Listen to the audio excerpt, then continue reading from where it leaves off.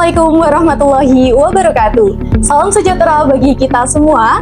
Halo Sobat Kreatif, bertemu lagi bersama saya Farihana Askadipa dalam program Bicara, Bincang Cerita Wirausaha. Pada kesempatan kali ini, kita akan menyimak bersama mengenai UMKM yang ada di Desa Gali, Kabupaten Kendal bersama Bapak Kiswanto. Nah, penasaran bagaimana strategi untuk menjalankan usaha dan rahasia sukses di balik beliau?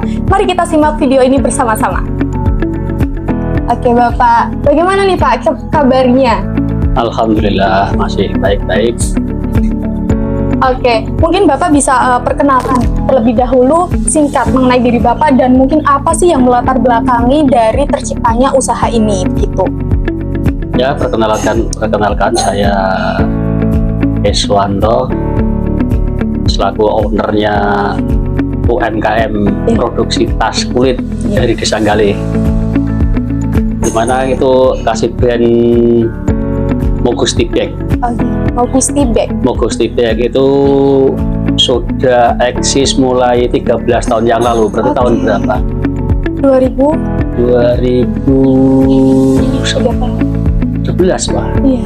Sekitar 2011 kita udah lama sekali berarti ya Bapak? Oke, berarti sudah mulai dari 2011 usaha ini. Untuk yang melatar belakangi sendiri dari terciptanya usaha ini tuh apa Bapak? Ya, latar belakangnya karena kita itu dulu bekerja. Oh iya. Dulu kita bekerja di UMKM yang sama. Dulu kita kerja di Semarang. Terus kita berpikir masa kita mau kerja terus, kita selalu berusaha untuk bisa produksi sendiri, bisa berwirausaha sendiri. Ya, betul sekali. Oke, berarti ini karena adanya dorongan ya Pak ya? Karena dorongan situasi. Betul, gitu. Dorongan situasi. Nah, kiranya untuk produk Mogusti Bag ini kiranya dari kulit hewan apa saja ya Pak yang digunakan? Kita ke hampir semua kulit. Oh, semua kulit? Kulit ya, mulai kulit sapi. Kita yang paling banyak kulit sapi. Kita juga produksi juga kulit buaya, kulit reptil-reptil kayak misalnya piton atau sanca dan biawak, itu kita juga produksi. Oke, berarti dari berbagai jenis kulit hewan ya Bapak? Kulit yang jelas kita pakai kulit yang asli ya. Iya, betul. Oke. Nah, kiranya alasan Bapak untuk memilih usaha produk tas dari 100% kulit asli itu apa kiranya Bapak? Karena kalau kita lihat persaingan itu di kulit itu masih terbuka luas ya, karena pemainnya yang main kulit itu kan tidak begitu banyak. Kalau kita pakai kulit sintetik, kulit imitasi itu kita udah banyak ya, kompetitornya itu. Persaingannya sudah banyak, apalagi dari produk-produk dari luar negeri juga sangat banyak sekali. Oke, berarti itu alasan utama ya Bapak untuk memilih produk dari 100% kulit asli dari hewan gitu. Keren sekali teman-teman. Nah, untuk mendapatkan bahan dari kulit asli hewan dan sebagainya tuh mungkin dari mana Pak asalnya dan mengapa Bapak memilih dari pemasok tersebut begitu? Kalau kita pemasoknya dari dalam negeri yang lokal itu misalnya kita ada yang dari Magetan, kita bisa berhubungan langsung bersama sama pabrik-pabrik industri kulit yang ada di Magetan, dan kita juga beli kulit yang datangkan dari luar negeri seperti Korea atau Italia. Kita bisa dapatkan itu di toko-toko di Jakarta yang menyediakan bahan-bahan impor, kulit impor itu. Oh begitu, berarti tidak hanya dari lokal saja namun juga impor juga ya Pak? Iya betul, kita tergantung permintaan dan customer itu maunya yang bagaimana. Kita siap untuk apa yang dipesan pemesan itu, kita bisa melayani dengan baik. Berarti ini salah satu keunggulan dari produk Mogusti Bag ini ya Pak, karena bisa sesuai dengan apa yang mau sama konsumen begitu. Betul, kita bisa, jadi tidak bisa kita tuh produksi massal, masalahnya kita spesial. Jadi misalnya customer itu produk yang sekelas kulit-kulit buatan Korea, buatan itu kita bisa menyediakan bahan-bahannya dan model-modelnya gitu. Oke, keren sekali teman-teman. Nah, kiranya bagaimana nih Pak tahapan dalam proses pembuatan tas atau dompet dari kulit asli ini?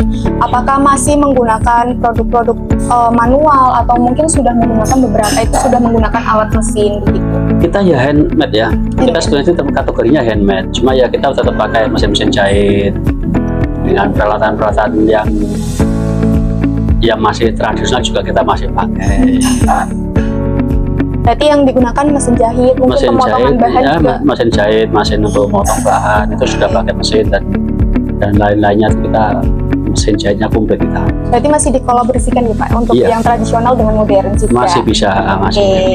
Nah, kiranya itu teman-teman tadi dari proses pembuatannya itu masih menggunakan ada yang handmade, ada yang menggunakan produk dari teknologi begitu. Nah, untuk bagaimana sih cara Bapak itu untuk memastikan kualitas produk tas itu terjaga dan mungkin apa inovasi yang Bapak kembangkan untuk menjadikan tas ini semakin bisa bersaing dengan produk lain gitu Pak? Ya kita jaga kualitas karena kita hati-hati dalam pembuatan, terus selalu update model terbaru. Lalu kita inovasi, tren begitu ya Pak? inovasi dan mengikuti tren model yang dikehendaki customer ya. Dengan itu kita masih bisa eksis ya dengan persaingan yang sangat ketat sekali ini. Oke, berarti itu langkah strategis yang Bapak ambil begitu ya? Iya betul. Bagaimana menyetarakan dengan produk-produk yang ada begitu. Iya betul. Nah, selanjutnya, kiranya siapa sih target utama dari penjualan logistik bag ini? Nah, apakah hanya mencakup lokal saja atau mungkin sudah ke ranah yang internasional atau bahkan nasional begitu Pak? Kalau lokal tuh kita target pemasarannya kita memang kelas menengah ya, menengah ke atas ya. Karena kita di range harga itu sekitar 500 sampai ke atas ya, sampai jutaan. Kita jutaan harganya. Jadi kita ngambil konsumennya yang ke Jakarta yang paling banyak. Kalau di Kabupaten Kendal sendiri itu ada, tapi jumlahnya sedikit.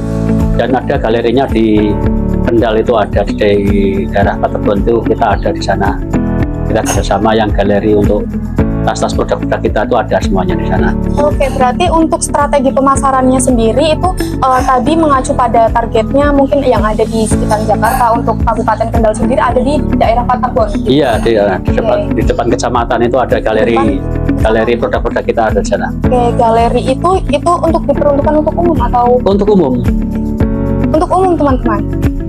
Nah, kiranya selain memasarkan secara online ataupun secara langsung, strategi pemasaran apa saja yang Bapak gunakan untuk memasarkan dari Mogusti Bag ini? Karena kan kalau strategi pemasaran sendiri ya kita itu ya dari mulut ke mulut ya. Dari mulut. Karena apa? Kita tuh produksi terbatas gitu, limited edition. Limited edition ya teman-teman. Tidak bisa terserah kalau buat tas sendiri itu tidak bisa produk dengan produk masal yang banyak, itu tidak bisa. Ya belum bisa sampai sekarang ini. Kita produknya ya per pieces ya, per biji kita produk itu sesuai pesanan customer, modelnya, bahan kulitnya seperti itu. Berarti bisa langsung untuk request ya Pak, untuk bisa. model, bentuk dan lain sebagainya tuh Iya. bisa langsung untuk langsung saja menghubungi begitu ya Pak? Langsung saja bisa. Oke. Nah, kiranya respon dari masyarakat atau respon pasar terhadap produk Mogusti Bag ini, terhadap produk ini terutama terkait harga maupun kualitas itu bagaimana? Responnya sih bagus ya. Responnya bagus. Kebanyakan kalau untuk mak-mak itu menyukai produk kita ya. Iya, betul. Kebanyakan modelnya maupun bahan-bahannya itu termasuk yang disenangi gitu. Karena kita unik, misalnya kan seperti pakai bahan kulit yang dianyam itu kan tidak semua bisa diproduksi di tempat lain. Betul Di tempat sekali. kita bisa dengan walaupun kapasitas kita terbatas, kita bisa mengikuti apa yang dikehendaki customer gitu. Betul Jadi sekali. masih beda gitu. Kalau memang punya tas yang berbeda dari pengrajin langsung ya kita siap. Oke, begitu. Berarti tadi ada inovasinya teman-teman. Jadi mengikuti keinginan customer itu nomor satu ya Bapak. Iya, Kepuasan betul. pelanggan mungkin ya. Nah, untuk selanjutnya, oke, menurut Bapak apakah strategi pemasaran yang dilakukan itu sudah efektif ataupun mungkin ada nanti kemungkinan Bapak itu melakukan pengembangan yang lain untuk memasarkan produk Mogusti Bag ini? Ya sementara kita seperti itu karena kita tuh kerjasama yang punya galeri-galeri itu ya, kayak di Jakarta itu juga kita galeri. Kalau masalahnya kalau tas kita tuh dijual ke yang lain, kalau nggak di galeri itu agak kesulitan. Berarti tadi itu untuk tantangannya ya Bapak ya? Iya, masih kesulitan untuk diterima. Tapi kalau di galeri-galeri kayak misalnya di Jakarta itu, insya Allah masih berjalan ya. Berjalan untuk saat ini ya teman-teman. Nah, kira-kira siapa saja sih Pak yang terlibat dalam pengembangan usaha ini, dan mungkin bagaimana sih sistem manajemen yang Bapak gunakan untuk menjalankan usaha produk Mofustipek ini? Ya, kalau untuk berjalannya pelanggengannya usaha ini ya kita dibantu teman-teman mas-mas tukang jahit, dan itu salah satu itu aset yang termahal kan di situ kan, nggak mungkin kita bisa mengatur sendiri. Kalau manajemennya ya kita manajemennya apa adanya saja, jalanin saja usaha itu, semangat, nggak usah dipikir yang jelimet-jelimet manajemennya gitu.